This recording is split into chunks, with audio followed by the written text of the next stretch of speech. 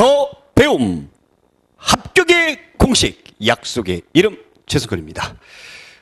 두 번째 시간이죠. 우리가 고조선부터 그 다음에 초기 철기 부족 연맹국가 우리가 교재는 24페이지에 나와 있는 내용들 우리가 알아보도록 하겠습니다. 자, 강의 속으로 출발. 자, 우선 고조선이죠. 예, 고조선 우리 여러분들 잘 아시는 단군조선 BC 2333년에 예, 지금으로부터 약 그러니까 4300여 년 정도 되는 거겠죠. 네, 단군 왕검이 고조선을 건설을 했습니다. 누가 세웠죠? 단군 왕검이 세웠다라는 겁니다. 이 단군 왕검이라는 것에서 뭐를 알 수가 있어요? 우리가 재정일치 사회다라는 것을 알 수가 있겠죠. 그죠? 단군은 제사장의 의미고 왕검은 정치적 지도자의 의미다라는 것을 우리가 알 수가 있습니다.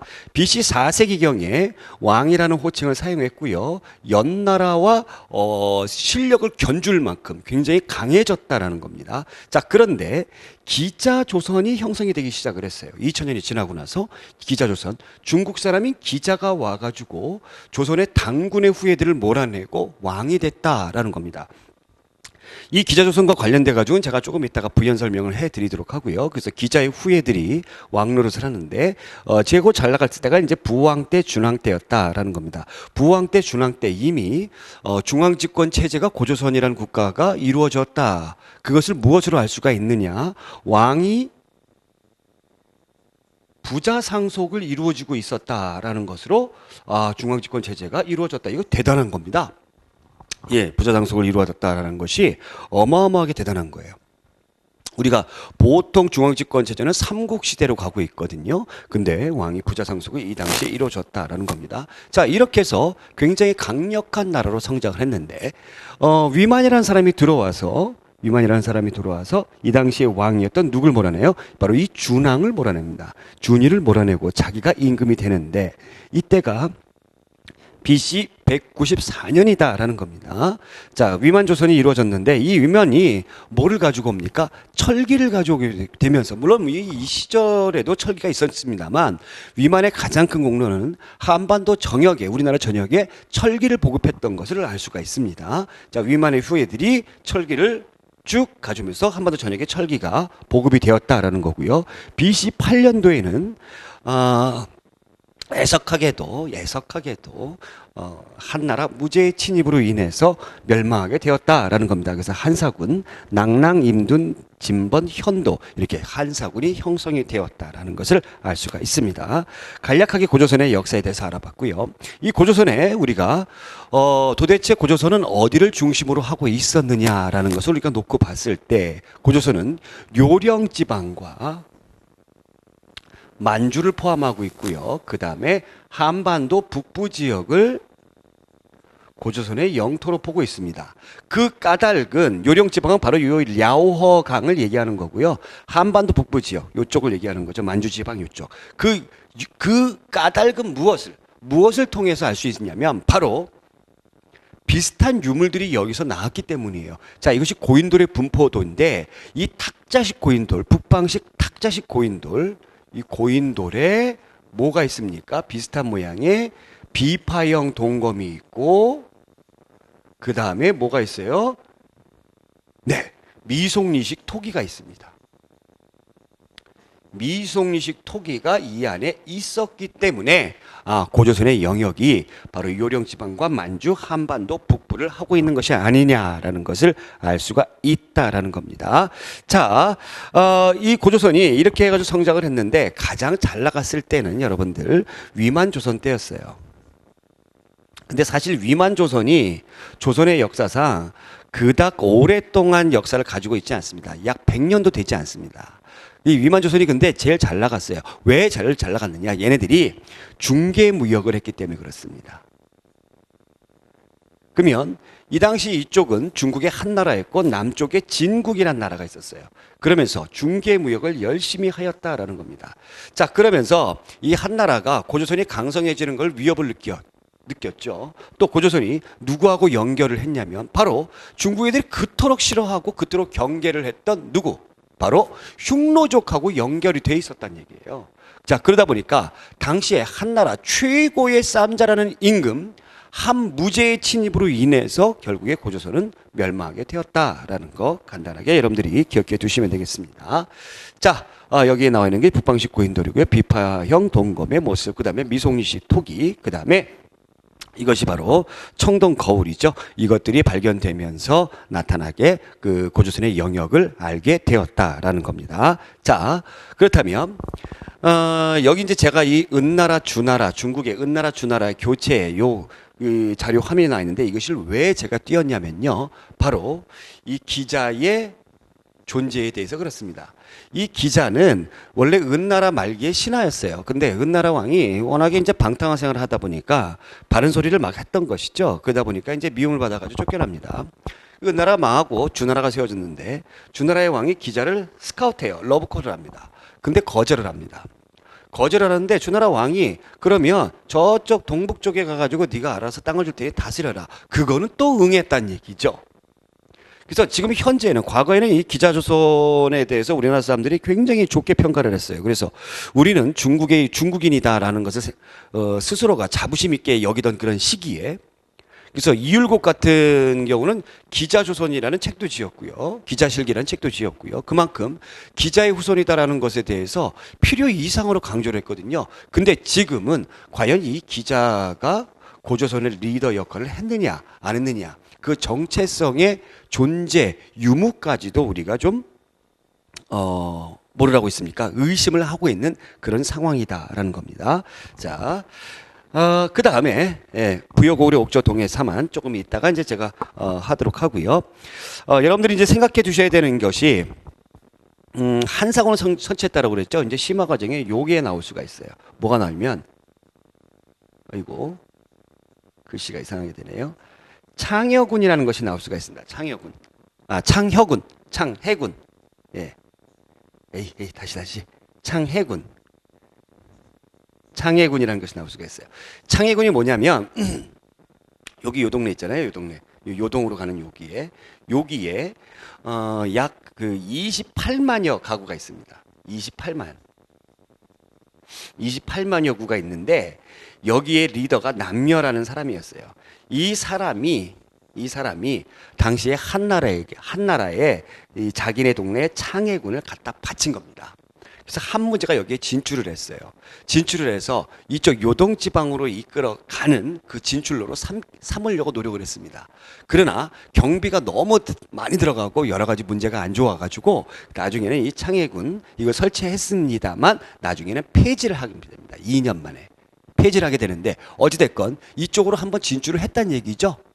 예, 그러면서 창해군을 삼았는데 이것이 이제 원인이 돼서 나중에 한사건 설치를 하는 데에 어떤 발판이 되었다라고 보여지고 있는 겁니다. 창해군의 존재도 기억해 두시기 바랍니다. 아시겠죠? 자, 그러면 고조선의 흐름에 대해서 우리가 이제 알아봤고요. 우리가 철기를 기반으로 하는 고조선이 망하고 난 다음에 이 우리나라에 있는 초기 철기 부족 연맹 국가에 대해서 알아보겠습니다. 부여, 고구려, 옥저, 동해, 삼한, 마한, 진한, 변한 이렇게 세 개의 나라가 있는데 이걸 눈을 감고 여러분들이 뭘 해주는 게 제일 중요해요? 이 위치를 여러분들이 아는 게 제일 중요해요. 네.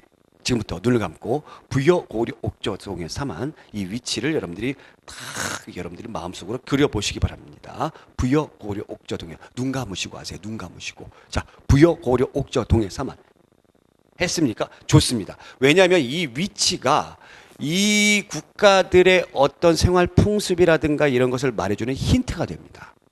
자연환경하고 깊은 관련이 있어요. 자, 부여 같은 경우 보겠습니다. 부여 같은 경우는 여기 이제 부여라고 딱 적어보고 부여 같은 경우는 한반도 북쪽에 있죠. 그래서 날씨가 추워요. 만주 벌판이에요.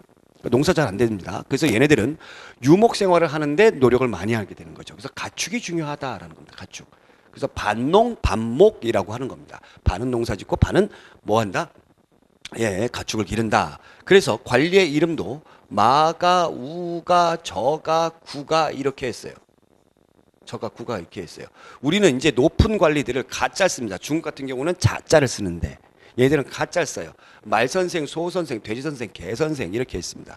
얘네들이 4개의 구역을 나누어 다스렸다. 그래서 살출도를 다스렸다. 라고 이야기를 하는 것이죠. 자, 얘네들은 유목민족이다 보니까 돌아다니다 보니까 부족장의 권력이 다른 데에 비해서 필요 이상으로 강할 필요성이 있었던 것이죠. 그래서 법이 엄격합니다. 일책 12법. 책임져 줍니다. 일책 12법 12배로 물어준다. 만약에 도둑놈이 와가지고 말 한 마리, 소 한 마리 훔쳐가게 되면 굉장히 치명적이죠. 과거에 우리나라도 여러분들 집보다도 소를 더 우선시 여겼어요. 네. 그래서 한 마리 훔쳐가면 12배로 물어준다. 일책 12법. 그리고 왕이 죽게 되면은 순장의 풍습이 있습니다. 왕을 따르는 뭐 신하라든가 노비 같은 경우 순순히 들어가서 같이 죽어줘야 돼요. 여기에 관련된 것이 뭐가 있냐면 옥갑이라는 것이 나와요. 옥갑. 이 죽은 시체에게 왕에게 옥으로 굉장히 사치스러운 거죠. 옥으로 만든 옷을 탁 입히는데 이것이 원래 중국에만 있었습니다. 그러다가 중국에만 있었는데 이게 너무 사치스럽다 해가지고 없어졌어요. 폐지됐다가 다시 생겨났는데 그거 다시 생겨났다가 또 폐지되는데 한 가지 기록이 이상한 것이 중국에서 부여의 왕이 죽으면 옷값을 보냈다라는 거죠. 이것이 시험 문제에 나왔다는 겁니다. 나왔다는 거예요. 예. 옷값, 이 순장의 풍습이 있었다라고 여러분들이 옷값과 연료에 대해서 기억해 두시기 바랍니다. 자, 또 한 가지 뭐가 있냐면 얘들은 흰옷을 즐겨 입었다라는 건데 흰옷을 즐겨 입은 것이 아니라 여기 뭐 나무가 있어요. 뭐가 있어요. 그러니까 염색을 할 수가 없는 거죠. 그래서 흰옷만 입었다라고 보시면 되겠습니다. 자, 그 다음에 여기 얘네들이 이제 뭐가 있느냐. 우제전법이 있어요.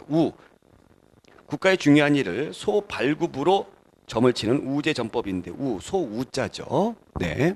자, 우제전법 가축이죠. 역시 부여와 관련된 것이고 그 다음에 형사취수제가 있습니다. 자, 형사취수제는 형이나 동생이 죽으면 여러분들 제수씨라든가 형수님을 아우가 취하는 것이 바로 형사취수제예요.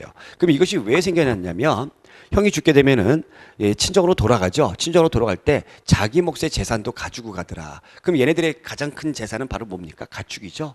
절반 정도를 가지고 가게 되면은 그 집안 어떻게 돼요? 휘청거리죠. 그것을 막기 위해서 형사취수제와 같은 그런 풍습이 있었다라는 겁니다. 자, 그 다음에 이쪽에 나와 있는 고구려 보겠습니다. 고구려. 자, 고구려는 역시 우리나라 북쪽에 있지만 부여에서 내려오는 사람이 세운 거잖아요. 부여에서. 쫓겨왔습니다. 그래서 좋은 땅에다 세울 리가 없겠죠. 그래서 이쪽에다 세웠어요. 자, 이쪽에 세웠는데 이쪽은 우리나라 최대의 침엽수림 지역입니다. 날씨가 춥고 침엽수림이 있다 보니까 유목생활하기도 어려워요. 왜? 나무들이 빽빽히 있으면 짐승이 보이지 않기 때문에 그렇죠. 자, 그래서 얘네들은 약탈경제다라는 겁니다. 약탈경제. 약탈경제. 이 약탈경제를 말아주는 것이 있는데 집집마다 창고가 있습니다. 부경이라는 창고가 있어요. 빼앗아온 것을 여기다가 쥐에 감춰놓는 거죠. 감춰놓기보다는 숨겨놓는다라는 거죠. 자, 이 부경이라는 것이 있었고, 자, 그 다음에 얘네들이 아주 특이한 것이 있는데 이른바 서옥제라고 해가지고 대릴사위제죠. 사위. 내가 저 집에 가서 사위가 되고 싶으면 가가지고 허락을 받는데 그래 좋아 너 우리 딸이랑 결혼해. 그러면 아유 감사합니다. 그래서 바로 결혼식을 올리는 것이 아니라 어떻게 합니까? 열심히 그 집에 가가지고 말이 사위지 거의 머슴이에요. 머슴처럼 죽어라고 얘기를 하는 겁니다. 언제까지? 그 창고 하나에 가득 그 재산이 쌓일 때까지. 그러다 보면 애가 나요. 그럼 애 낳으면 그때 이제 자기 와이프를 데리고 자기네 집으로 돌아가는 서옥제라는 풍습이 있었다라는 거고요. 얘네들의 관리는 상가고추가라고 합니다. 상가고추가라고 해요. 상가고추가 부여에서 나왔기 때문에 이 가짜를 역시 얘네들도 쓰고 있죠. 상가고추가라는 풍습이 있었다라는 거 기억해 두시면 되겠습니다. 자, 그 다음에 이제 우리가 옥저로 갈게요. 옥저와 동해 같은 경우에는 왕이 없습니다. 왜 왕이 없냐면 제가 볼 때는 이 고구려 애들이 그냥 시대대로 내려오기 때문에 강력한 왕의 존재가 없다라는 겁니다. 그래서 군장이 알아서 다스렸다라는 거죠. 특히 이 옥저 같은 경우는 굉장히 불쌍해요. 고구려가 가까우니까. 그죠? 굉장히 불쌍해요. 옥저에는 그래서 민며느리제 풍습이 있습니다. 며느리 미리 삶는 거예요. 아직 애기인데. 그러니까 고구려들이 저는 이렇게 생각해요.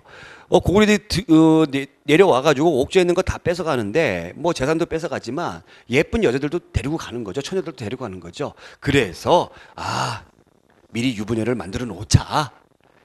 그래서 이런 것이 생겨난 것이 아닌가. 우리가 교재에서는 보통은 뭐 노동력을 중요시 여기기 때문에 그렇게 나왔다. 근데 저는 이렇게 생각하니까 옥저를 금방 이해가 되더라고요. 자, 그 다음에 또 가족 공동묘가 있습니다. 가족 공동묘. 이것도 맨날 고구려 애들이 괴롭히니까 우리 가족들이 맨날 흩어져 살아요. 그래서 가족들끼리 죽어서라도 같이 있자. 그래서 죽으면 일단 감회장을 합니다. 감회장을 하게 되면 우리가 뭐 내장이라든가 살이라든가 이런 것이 썩어 없어지죠. 뭐만 남죠? 뼈만 남죠. 그래서 뼈만 추려가지고 거기에다 이렇게 다시 묻는 가족 공동묘 형태의 옥저에서 나타나게 되었다라는 겁니다. 자, 그 다음에 동해 보겠습니다. 동해는 동쪽에 예의 바른 나라예요. 동쪽에 예의 바른 나라. 예의 발라요. 예의 발라. 예의 발라서 여기는 말이에요. 책화라는 풍습이 있는데 이 책화가 시험 문제 아주 잘 나오죠. 책임져 줍니다. 길을 이렇게 막 가다가 남의 부족의 땅을 이렇게 나도 모르게 침범을 했어요. 그럼 어떻게 합니까? 가가지고 부족장한테 아유 죄송합니다. 저도 모르게 침범을 했어요. 죄송합니다. 그러면서 내가 가지고 있는 이 가축이 있습니다. 내가 가지고 있는 여기 쌀이 있어요. 이걸로 저를 용서해 주세요. 굉장히 예의 바른 친구들이죠. 그래서 책화라는 풍습이 있었다라는 거고요. 자, 동해에는 또 대표적인 뭐가 있습니까? 특산물이 있는데 단궁이 뭐죠? 이 활이 작은 활이죠. 우리가 뭐 애기살이라고 그러는데 이 활이 굉장히 작은 활이 파괴력이 크다라고 그러죠. 옛날에 영화에도 나왔었는데 단궁, 과하마, 키가 작은 말, 뭐 여기 태백산 있는 지역이니까 키가 큰 말이 있으면 가다가 나무에 툭툭 걸릴 거 아니에요. 과하마, 그다음에 반어피, 바다표범, 가죽 이런 것들이 특산물로 아주 유명하다라는 겁니다. 동해. 자, 그 다음에 얘네들이 예의가 바르기 때문에 어떤 풍습이 있냐면 족외혼 풍습이 있습니다. 족외혼 풍습이 있어요. 족외혼. 같은 부족끼리 결혼하지 않는다. 신석기 시대 때에도 족외혼 풍습이 있었는데 그것은 인구를 늘리기 위한 것이고요. 보통 같은 부족이든지 뭐 다른 부족이든지 이 당시에는 그닥 그런 걸 따지지 않았어요. 근데 동해 같은 경우만 같은 부족끼리 결혼하지 않는 뭐가 있습니까? 족외혼 풍습이 있습니다. 자, 마한, 진한, 변한 이렇게 있는데 얘네들은 우리나라 남쪽에 있습니다. 자, 남쪽에 있기 때문에 얘네들은 농사가 잘 돼요. 농사가 잘 되다 보니까 수리시설을 이때부터 만들었다라는 겁니다. 그래서 김제, 벽골제, 제천의 의림지 지금까지 남아 있거든요. 이 당시에 만들어진 것이다라는 거 생각하시면 되겠고, 그 다음에 여러분들 너무너무 잘 아는 소도라는 지역이 있었죠. 특수행정구역이죠. 그죠? 여기 무당이 있는 거죠. 그래서 재정분리 사회임을 알 수가 있다라는 것이고요. 그 다음에 변화는 뭘로 유명합니까? 변화는 철로 유명합니다. 이 철은 오래 냅두면 어떻게 돼요? 변하죠. 녹슬죠. 그래서 그냥 이렇게 철은 변한다. 이렇게 생각하시면 되겠습니다. 자, 이렇게 해서 우리가 자연환경과 그 위치에 맞게 얘네들을 이해를 해버렸어요. 자, 이것을 맨날 그냥 외우려고만 들게 되면은 나중에 가게 되면은 어떻게 돼버려요? 그냥 다 잊어버려요. 자, 교재에 나와 있는 것들이 제가 여기 정리를 잘 해놨습니다. 네, 잘 해놨죠? 네. 여기 보시면 이제 옥저와 동해 왕이 없고 읍군 삼노라는 부족장이 통치를 했다라는 거고요. 그 다음에 변한 철이 있고 재정분리 소도라는 것이 있었고, 자, 여기 보시면 정치는 누가 담당합니까? 정치는 신지읍차라는 애들이 담당을 하였다. 그리고 마한에는 촉토실이라는 가구, 그러니까 집의 형태입니다. 그 다음에 주구묘라는 무덤의 형태가 나타났고요. 자, 여기에서 특별하게 여러분들이 기억해 주셔야 되는 것이 제천행사입니다. 농경사회로 가게 되면서 한 해의 농사짓기 수확을 하게 되면은 농사를 잘 짓게 해주셔서 감사합니다. 감사도 하늘에 땡큐합니다. 제천행사도 하지만 또 내년 농사도 잘 되게 해주세요. 이렇게 기원을 하죠. 이게 제천행사인데 이것도 외우는 방법 글자가 아주 장난치겠습니다. 부여 같은 경우는 제천행사 이름이 영고예요. 네, 끝났죠. 고구려 같은 경우는 동맹이죠. 혼자 뺏는 것보다 2명, 3명이 동맹에서 뺏는 게 낫죠. 그래서 동맹입니다. 얘만 아시면 돼요. 그냥 동해는 무천. 그리고 사마는 농사가 잘 되니까 2번 합니다. 제천행사를 5월에 한 번, 10월에 한 번, 5월째, 10월째 플러스 또 상달째라는 것이 있는데 달이 1년 중에 제일 높이 떴을 때에 감사합니다. 제천행사 이렇게 합니다. 5월에 했던 것을 우리가 보통 단오로 보고 10월에 했던 것을 추석으로 우리가 보기도 하는데, 자, 그러니까 무천만 알면 되겠죠. 무천만. 기억하실 필요도 없죠. 나머지 다 자동뽕으로 이렇게 나와 있으니까. 근데 제천행사가 없는 동네가 있습니다. 어디가 없어요? 옥저가 없어요. 옥저. 왜? 감사할 일이 없어요. 왜 감사할 일이 없을까요? 고구려한테 시달렸기 때문에. 옥저는 제천행사가 없다라는 겁니다. 자, 그러면 자료 화면으로 넘어가도록 하겠습니다. 자, 이것이 고구려에 있는 국동대열이라는 동굴이에요. 이 국동대열이라는 동굴인데, 이 국동대열이라는 동굴은 고구려를 세운 시조신 동명성왕에게 제사를 지내는 아주 중요한 곳입니다. 국동대열. 자, 그 다음에 동해의 그 집의 형태인데, 집터의 형태인데, 철자형, 이게 한자 철자, 그 다음에 이 한자 여자 모양으로 생겼다. 철자형, 여자형 집터의 모양입니다. 자, 그 다음에 마한의 주구묘, 이게 묘죠. 주구묘. 여기 쪽에 수로를 이렇게 만들어 놨고요. 초옥토실이에요. 이것이 이제 오늘날로 따지면 지하다라고 보시면 됩니다. 땅을 파가지고 거기서 살고 있고 그 이 위에다가 지붕을 얹었던 거. 초옥토실. 토실이죠. 토실. 초옥, 초가집 같은 걸 얹었다라는 그런 의미고요. 자, 여기 이제 보시면 요것이 이제 순장의 모습입니다. 그러니까 무덤에 여러 명들이 다 같이 들어가 있는 순장의 모습이죠. 자, 여러분들 순장 같은 경우에는 부여에서 우리가 나왔다라고 공부를 했습니다만, 사실은 이 시대 때에 전반적으로 순장의 풍습이 여러 군데에서 나타나기도 합니다. 자, 요것이 이제 높이 솟아있어요. 나무가 높이 솟아있죠. 이것을 지금 우리나라 사람들이 뭐라고 부르냐? 솥대라고 합니다. 이 솥대는 뭐를 의미해요? 어떤 경계를 의미해요. 마을의 경계라든가 표시, 이런 것들을 의미합니다. 그래서 소도라는 말의 어떤 어감하고 솥대라는 말의 어감하고 이렇게 연관을 지어서 생각해 주시면 좋을 것 같다입니다. 자, 이렇게 해서 우리가 여러 나라의 성장까지, 고조선부터 여러 나라의 성장까지 정치사 공부를 했고요. 자, 다음 시간에는 삼국, 고구려 백제 신라, 거기에 플러스 가야까지 나타나는 중앙 집권 시대, 이 삼국 시대에 대해서 알아보도록 하겠습니다. 오늘 여기까지. 고맙습니다.